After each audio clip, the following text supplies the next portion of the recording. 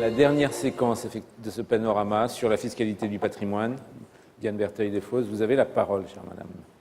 Alors, la fin d'année a été marquée par la décision du Conseil constitutionnel. On a commencé par une censure, une surtaxation et une modification des cessions à titre onéreux temporaire d'usufruit. Alors, il faut bien distinguer dans la loi de finances deux choses. On a l'article 15 qui visait trois choses. D'abord, on avait un nouveau régime dérogatoire pour les seuls terrains à bâtir, avec la suppression du délai de détention et l'imposition à l'IR au taux progressif des terrains à bâtir, mais que pour 2014. On avait deuxièmement l'instauration d'un abattement de 20% pour les plus-values immobilières de biens autres que les terrains à bâtir pour l'année 2013. Et on avait la résurgence de l'exonération des plus-values pour les cessions à des bailleurs sociaux. Tout ceci a été purement et simplement modifié, n'existe plus, donc on l'oublie.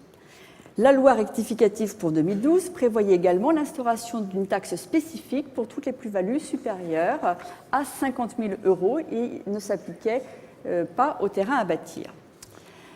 Et là, le Conseil est arrivé. Voilà, il a pris une décision en disant que quand on arrivait à un taux marginal d'imposition avoisinant les 82% quand on cumulait toutes les impositions s'agissant des taux des terrains à bâtir, cela constituait une rupture de l'égalité devant les charges publiques et que c'était contraire à la Constitution. Donc en fait, aujourd'hui, on a deux choses. On a juste une nouvelle taxe pour les plus-values immobilières supérieures à 50 000 € et on a une modification des règles de taxation des cessions temporaires d'usufruit qui autrefois étaient taxées sous le régime des plus-values et qui maintenant sont taxées sous un régime de revenus.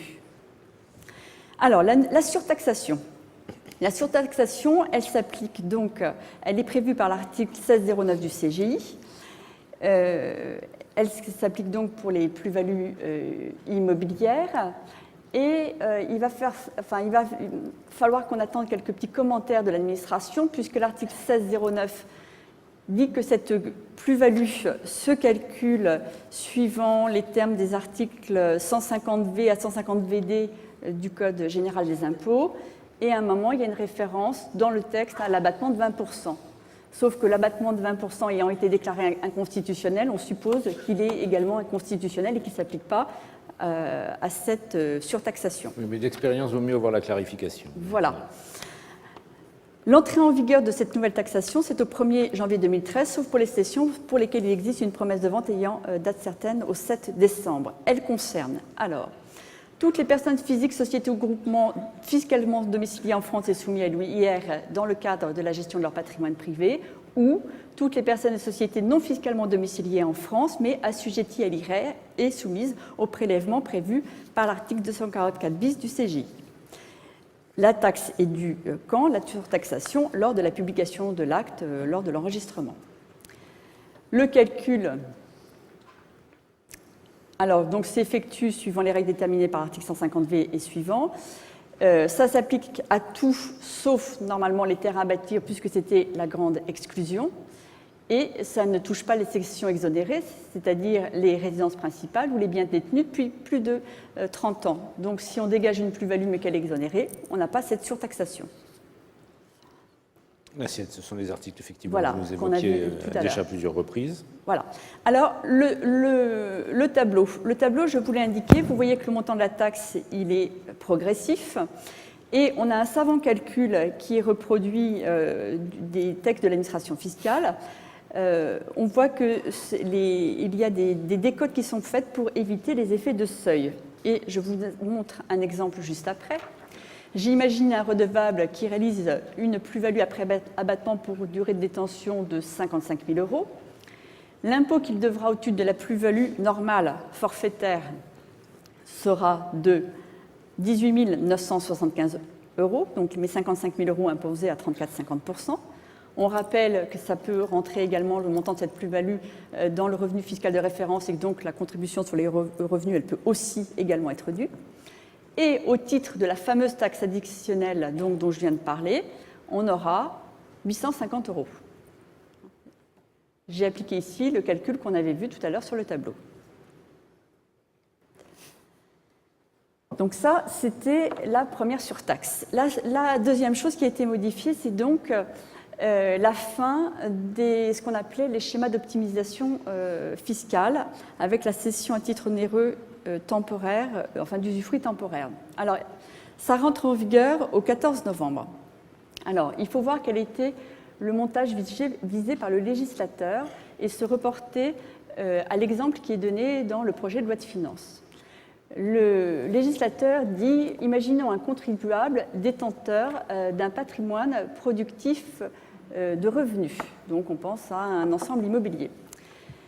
Il peut soit continuer à le donner en location et être imposé à ce titre à l'imposition sur le revenu, ou il pourrait éventuellement faire une cession temporaire de l'usufruit de ce patrimoine à une société qu'il contrôle et qui serait soumise à l'IS. Moralité, dans cette hypothèse, le contribuable cédant a un produit de cession qui peut être plus ou moins exonéré puisqu'il est assujetti aux plus-values, du moins il bénéficie des tarifs, des avantages liés à la fiscalité sur les plus-values. Et l'entreprise cessionnaire, elle va amortir, s'endetter pour acheter l'usufruit temporaire, ce qui va aussi amenuer l'impôt. Donc c'est dans ce contexte-là qu'ont été prises les mesures relatives à la fin de ces cessions temporaires. Donc maintenant, quand on fera une cession temporaire à titre onéreux temporaire d'usufruit, le produit de la cession sera imposé comme le revenu sous-jacent. Donc au titre des revenus fonciers si je cède un immeuble, au titre des revenus de capitaux immobiliers si je cède un portefeuille de valeurs mobilières, et au BNC dans tous les autres cas. Il y a des exclusions, donc sont toujours exclues les cessions d'usufruit viager. Les donations d'usufruit temporaire, elles sont toujours possibles, ainsi que les cessions d'usufruit locatif dans un cadre social tel que c'est prévu par l'article du Code de la construction. Pour les échanges et les apports, on peut se poser la question puisque le texte de loi parle de produit. Or, il parle de taxer le produit. Or, si je fais un apport à la société, je n'ai pas un produit qui est taxable. En revanche, et pour un échange non plus. Donc, ça semblerait ne pas correspondre à l'économie du contrat. Donc, a priori, échange et cession et apport à la société sont exclus, a priori. Qui cela concerne-t-il? Quelles sont les parties, peut-être? Alors, c'est aussi la première cession d'un usufruit temporaire. Donc, si j'ai cédé mon usufruit temporaire à une société et qu'elle le recède, on n'est plus soumis à la même législation et on continue à être soumis au régime des plus-values immobilières. D'accord. Alors, les parties, c'est une cédant personne physique ou groupement qui relève des articles 8 à 8A du CJ. Ce n'est pas une société assujettie à l'IS. Le cessionnaire, contrairement à l'exemple que j'ai pu vous donner tout à l'heure, où on visait le cédant qui était titulaire de parts dans la société à laquelle il cédait, c'est plus le cas, c'est n'importe quel cessionnaire. Et on s'interroge aujourd'hui pour savoir si le démembrement initiaux ne serait pas également concerné par ce type de schéma. C'est-à-dire que je vends mon bien, mes acquéreurs opèrent un démembrement, une société achète la nue propriété et une autre société achète l'usufruit temporaire. On peut se poser la question de savoir si on est soumis à ce type de modification de taxation. Il va falloir attendre les commentaires de l'administration. Là aussi, il faudra des clarifications. Alors, voilà. Parlez-nous un peu d'ISF maintenant, ma chère Diane. Alors, ça nous inspire toujours, ce sujet. L'ISF. Donc, pour rappel, toilettage, alors on sait que le seuil d'assujettissement, c'est 1 300 000 €. Modification, le seuil de la déclaration spécifique a été abaissé à 2 570 000 €. On indique maintenant la valeur brute du patrimoine et non plus que la valeur nette. Tout ceci pour permettre un meilleur contrôle de l'administration. Et il y a la suppression de la réduction de 300 €. Il y a un maintien de la décote entre 1,3 million et 1,4 million. Tout ça, c'est sans grande incidence. Les incidences, alors, le taux, c'est un barème progressif comme on avait en 2011, par tranche, sauf qu'on remarque que la dernière tranche, en 2011, dans la dernière tranche, on était à 1,80, là on est passé à 1,50. Et on voit très bien, l'analyse de ce tableau vous montre les 3e et les 4e tranches. Dans la 3e tranche, le barème ISF 2013 est plus faible que celui de 2011, puisqu'en 2013, il est à 11 390 € alors qu'il était à 12 250 en 2011. Et quand on est dans la 4e tranche, il est beaucoup plus élevé, puisque vous voyez qu'on est à 35 690 contre 26 000. Alors, les modifications essentielles, c'est l'assiette et le plafonnement. Sur l'assiette, la première chose, c'est sur le passif déductible. On ne peut plus imputer sur la valeur des biens taxables des dettes qui sont contractées pour l'acquisition ou dans l'intérêt d'un bien qui n'est pas pris en compte pour l'assiette de l'ISF ou qui est exonéré d'ISF. Exemple, des parents font un prêt pour acheter une résidence, locative qu'ils donnent après à leur enfant en donation temporaire d'usufruit. Le redevable de l'ISF, c'est l'enfant, usufruitier. La dette corrélative qui a été contractée par les parents du propriétaire n'est plus déductible.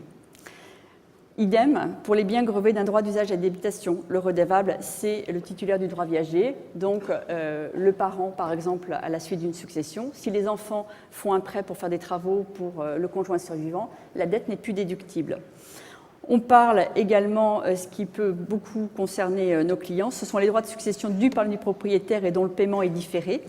Comme le bien est taxable dans le patrimoine de l'usufruitier, les droits de succession ne sont plus déductibles dans le patrimoine du nu propriétaire. Pour les biens qui sont exonérés ou partiellement imposables, exemple, prêt pour l'achat des bois et forêts, ils sont exonérés pour les 3/4, donc le prêt sous-jacent, on peut le déduire que pour 1/4. Et les biens ruraux qui sont loués par bail rural à long terme, eh bien, sa proportion de la valeur imposable. Enfin, il faut faire attention s'agissant de la résidence principale, on a pu lire diverses choses sur le prêt relatif à l'acquisition de la résidence principale. La résidence principale, elle bénéficie d'un abattement de 30%. Donc le prêt sous-jacent est entièrement déductible. Ce n'est pas un bien qui est hors assiette ISF. Alors, en conséquence, il faut informer nos clients quand ils vont faire des démembrements de propriété. Là aussi, oui, il faut d'autant plus anticiper, enfin faire du réglage fin, effectivement, au moment de tous ces montages. Oui, parlons des biens professionnels. Alors, les biens professionnels, c'est facile. Beaucoup de craintes, mais finalement, il n'y a plus rien. Il n'y a plus rien. Donc, la définition du bien n'a pas changé. Donc, la manœuvre de l'administration pour contrôler mieux ces biens est restée vaine pour l'instant. Ensuite, sur le plafonnement. Oui. Donc, le plafonnement, ça, c'est assez intéressant. On dit que le total qui est représenté par l'ISF dû au titre de l'année d'imposition et l'imposition au titre de l'IR de l'année précédente ne peut pas être supérieur à 75% des revenus du contribuable de l'année N-1.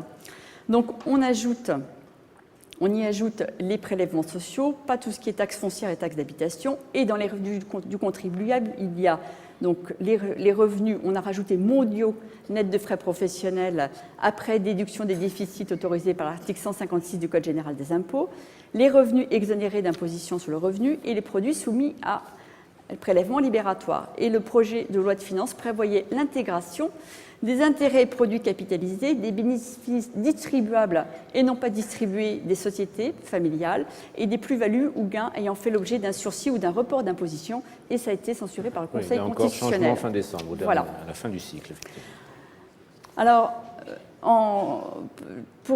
qu'est-ce qu'on fait pour optimiser alors? Qu'est-ce qui reste? La même chose qu'avant. La même chose qu'avant, sauf qu'on peut se dire que peut-être. Oui, tout ça pour ça, en fait. Oui, tout ça pour ça, sauf qu'on peut se dire que peut-être que la situation est moins pire parce que le taux marginal a été baissé. Les revenus, il n'y a pas de plafonnement du plafonnement, donc l'ISF sera peut-être moins pire que ce qu'on avait imaginé. Voilà. On finit sur une note positive, avec toujours la possibilité, parce que ça c'était quelque chose d'important pour toute la communauté des entrepreneurs, les possibilités de souscription au capital des PME, ça demeure. Voilà. Oui, toujours. Comme étant un bon levier. Comme avant. Voilà. D'accord. Et les conditions ont été assouplies. Merci, chère Diane. Merci à vous aussi, Vital, parce qu'à chaque fois, c'est un exercice pas évident que de nous faire ce panorama.